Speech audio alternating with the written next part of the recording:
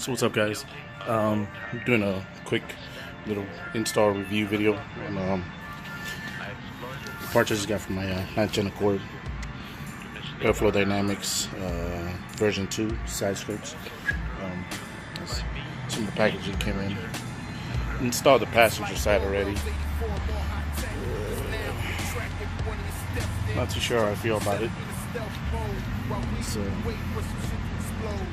went ahead and did the install. Followed the line on the bottom of the side skirt. I got the factory side skirt, aftermarket side, accessory side skirt. So installs with self-tapping screws. I don't know. Don't know how I feel about it. It's pretty sturdy, pretty well built. So I'm thinking I might bend the fin in a little bit more on the inside. Not too sure how much I like it sticking out.